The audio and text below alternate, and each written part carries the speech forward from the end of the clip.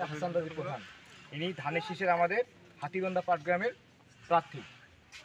তো আমাদের ব্যারিস্টার হাসান রাজি প্রধান আমাদেরকে পাঠিয়েছেন আপনাদের কাছে সবার বাড়ি বাড়ি আমরা যাব, এবং উনি আপনাদেরকে সালাম পাঠিয়েছেন এবং বলেছেন যে বর্তমান সময়ে 5ই আগস্টের পরে আমাদের বিএনপির কিছু নাম ভাঙিয়ে কিছু লোক আপনাদেরকে ক্ষতি করার চেষ্টা করছে, অন্যায় করতেছে, মামলা মোকদ্দমা ভয় দেখাচ্ছে, তারপর জমি জমা দখল করতেছে।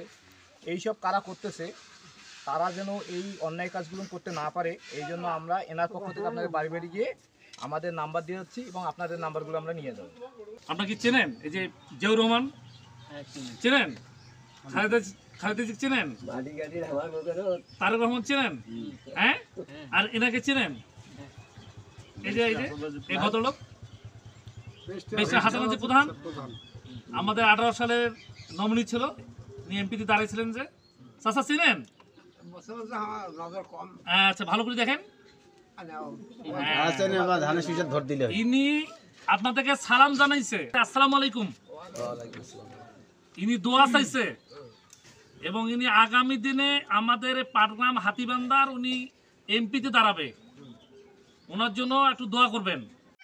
আমরা আজকে বড়কথা ইউনিয়ন বিএনপির পক্ষ থেকে তারেক রহমান কর্তৃক রাষ্ট্র কাঠামো মেরামতের যে 31 দফা, এই 31 দফা সম্পর্কে লিফলেট বিতরণে এবং সাধারণ জনগণের মাধ্যমে এটা পৌঁছে দেওয়ার জন্য বড়কথা ইউনিয়নের 7 নং ওয়ার্ড সীমান্তবর্তী এলাকায় আমরা আজকে জনগণকে সচেতন করার উদ্দেশ্যে আমরা 31 দফার লিফলেট বিতরণ করতেছি। বড়কথা ইউনিয়ন বিএনপির উদ্যোগে এবং ব্যারিস্টার হাসান রাজিদের পক্ষ থেকে আমার সালাম ও তারেক জিয়ার 31 দফা রাষ্ট্র কাঠামো মেরামতের 31 দফা নিয়ে আমরা প্রত্যেকটি বাড়ি বাড়ি যাচ্ছি, প্রত্যেকটি ওয়ার্ডে আমরা যাব।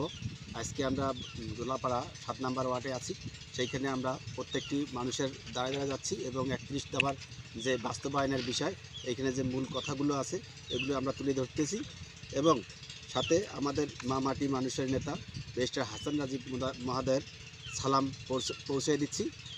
আমরা বিএনপির পক্ষ থেকে 7 নং ওয়ার্ড লিফলেট বিতরণ করতেছি 31 দফা তারেক রহমানের নির্দেশে 31 দফা দাবিতে সবারই বাড়ি বাড়ি গিয়ে আমরা বুঝিয়ে দিচ্ছি। আমরা যে সাড়া পেয়েছি এই সাড়া যদি অব্যাহত থাকে তাইলে আমরা ধানের শীষ মার্কা ইনশাল্লাহ অনেকটা এগিয়ে যেতে পারবো। আমরা দীর্ঘ 17 বছর ধরেই ঘর থেকে বাইরে হইতে পারি নাই। 5ই আগস্টের পর থেকে আমরা তারেক জিয়ার নির্দেশে যে গ্রামে গঞ্জে লিফলেট বিতরণ অব্যাহত রাখছি, যেভাবে সাড়া পেয়েছি, এটা যদি চলমান থাকে আগামীতে ইনশাল্লাহ ধানের শীষ জয়লাভ করবে।